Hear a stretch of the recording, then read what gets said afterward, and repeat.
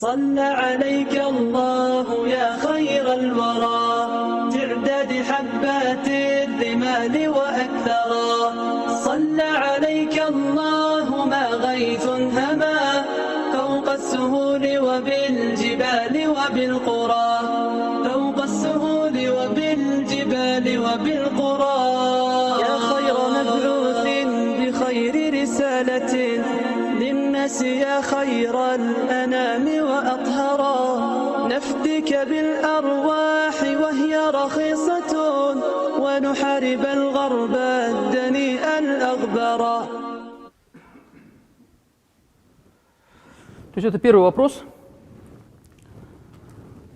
То есть вопросов много, и на самом деле это то, о чем сам Ибн Таймия говорит. Мы это не придумываем, это в его книгах он это утверждает.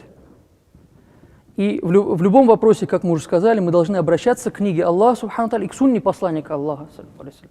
Имам Бухари приводит хадис и говорит, что был Аллах и не было ничего, кроме него. Как ты можешь утверждать, выйти против этого и сказать, нет, кроме Аллаха было что-то? Также мы в будущем, вот однажды на Ютубе мне недавно посылали ссылку, один, я его не знаю, он, по-моему, сказали, что где-то живет в Казахстане, об этом потом скажем, он приводит хадис, об этом хадисе мы тоже поговорим, что когда спросили, где был Аллах до того, как создал «Кана филя ама», он был в облаках, «Ма фаукаху шей ва ма тахтаху л-хава». И он приводит хадис и говорит, что вот этот хадис посланника Аллаха, саллаллаху алейхи ва саллям, во-первых, то есть об этом мы поговорим о иснаде этого хадиса, откуда источники, то есть достоверен он или нет, но вот такие слабые мнения брать и выходить против чего-то, были облака уже существовали, Аллах в облаках находился, что ли, что за глупость? Об этом мы тоже поговорим и будем разбирать в последующих уроках, иншаллах. Сейчас мы разберем второй вопрос, начнем. Бисмиллахи рахмани рахим, альхамдулиллахи раббил алямин, вассалату вассаляму аля расулина Мухаммад, ва аля алихи ва сахби аджмаин. Второй вопрос. Шейх Ибн Таймия утверждал, что поистине Всевышний Аллах посадит пророка Мухаммада, саллаллаху алейхи вассалям, рядом с собой на арш. То есть на арш Расулуллах, саллаллаху алейхи вассалям, будет сидеть рядом с Господом на арше. Говорит он. Он приводит это с полной убежденностью и подкрепляет свои слова риваятом от Муджахида, рахимахуллах. В книге Сунны, то есть приводится от Абу Асим, ривая Ибн Фудейль от Лейса, от Муджахида, что он сказал. То есть приводится аят «Аса айяба'асака раббука макамам махмуда». Аят Корана, что, вероятно, Господь твой даст тебе особенный макам, особенную степень, хвалимая степень, макам Махмуд. И дальше он говорит, это означает, то есть это риваят говорит, что он сядет, макам Махмуд, Расулуллах сядет рядом с Господом. Но между тем он не упоминает о том, что Лейс в этом иснаде этого риваята, его имя это Ибн Абу Сулейм. Ибн Абу Сулейм известен тем, что он часто путал тексты, и путал матан, и также путал санад. Поэтому за ним не следует в этих вопросах. Если бы мы что-то подобное привели, они бы сразу это заметили.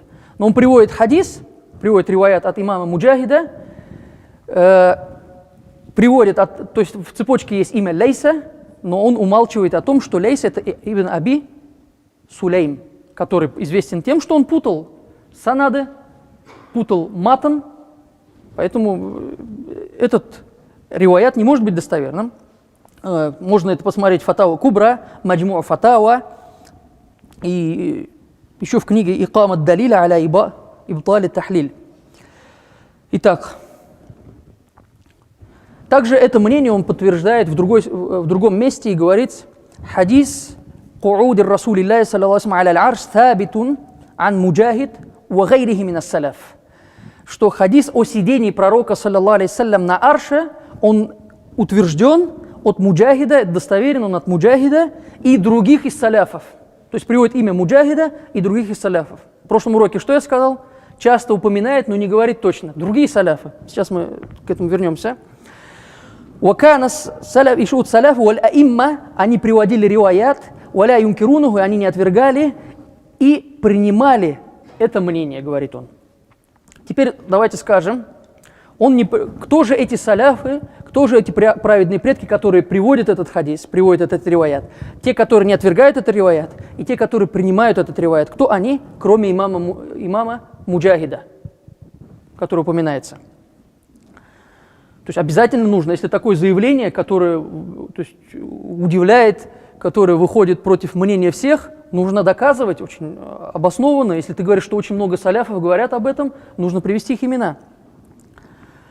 Мы понимаем, что ахлю саляф – это те, кто жили первые 3 века. Конечно же, имам Муджахид, рахимуллах, он из саляфов, потому что он был из табиинов, он был табиином, тем, кто видел сахабов, радаллаху анхум аджмаин. Но больше, кроме имама Муджахида, нам не приводит имя ни сахабов, ни табиинов, ни атбау табиин. Кроме санада от имама Муджахида, который недостоверен. И для нас является ваджибом оставлять такие слабые риваяты, слабые мнения в акиде, в нашем вероубеждении.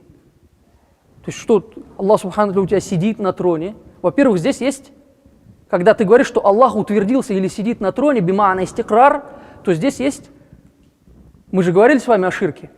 Ширк фиддат, ширк фиссифат, ширк фил афааль. Здесь есть ширк фиссифат, уподобляешь Господа махлюкам, другим творениям. То есть мы должны объективно подходить к этому вопросу, опираться на Коран и сунну посланника Аллаха, саллаллаху алейхи вассалям. Мы должны отойти от любого сомнения, от любого вида ширка. Дальше, откуда этот смысл вообще появился? Как он появился в умме? Почему об этом говорят? Вот этот слабый риваят, который относится к имаму Муджахиду, рахимуллах. Есть такие, например, иудейские какие-то притчи, какие-то убеждения, которые вошли в некоторые исламские книги, когда они принимали ислам. И вот эти убеждения, они как бы вошли, называются исраилият. Подобно исраилияту, это мнение тоже вошло в головы, в сердца некоторых мусульман. О том, что Расулуллах саллаллаху алейхи якобы будет сидеть на троне. Такое подобное приводилось и в исраилиате, о Дауде, алейхиссалям.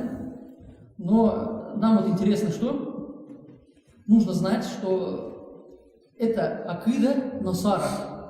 Относится к акиде насара. Они говорят это о Исе, алейхиссалям.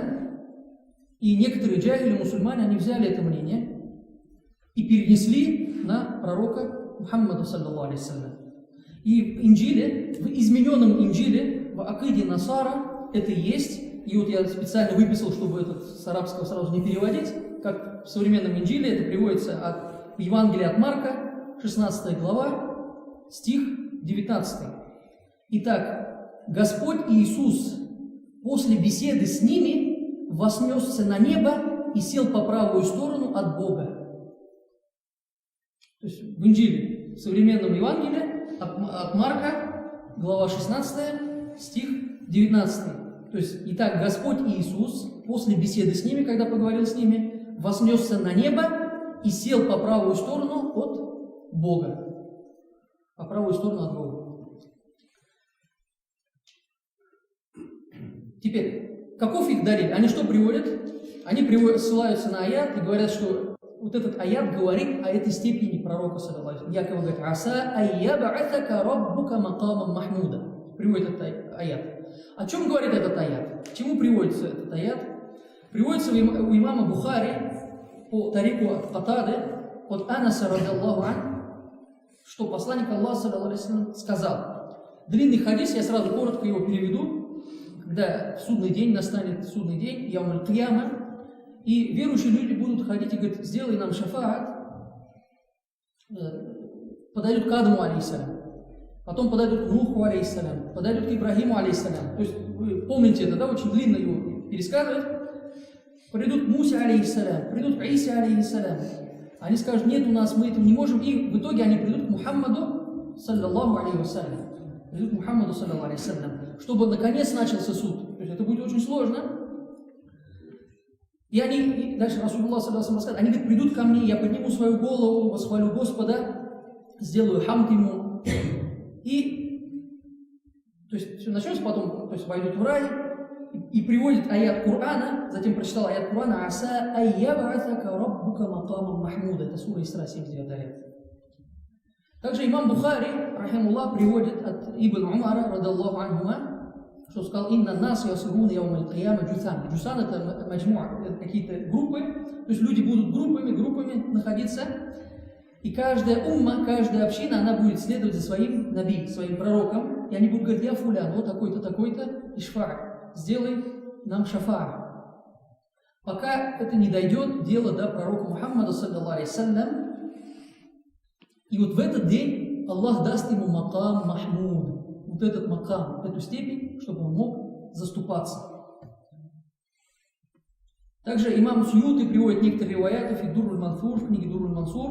Имам Суюти, рахимуллах, говорит, приводит Ахмад, приводит Тирмизи, Ибн Джарир, Ибн Аби Хатим, Ибн Мурдавей, Байхаки, Фиддаляй, от Абу Хурейра, радаллаху анху, от пророка, саллаллаху алейхи саллям, что он сказал, прочитал аят: «Аса айяба'атака раббука макамам махмуда», что Аллах субхану ва тааля, вероятно, даст тебе особую степень, макам махмуд, хвалимую степень. И что это за степень?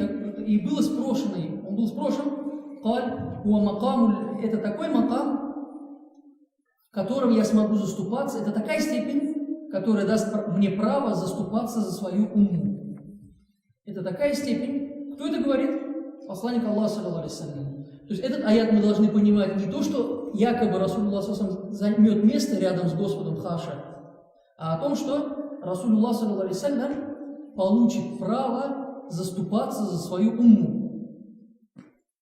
Также Тахридж сделал Ибн Джарир, Табарани, Ибн Мурдавай, от пути от Ибн Аббаса, радаллаху анхума, приводя это к словам: «Аса айяба'атака раббука макамам махмуда», что сказал, это макам шафаата, это степень заступничества.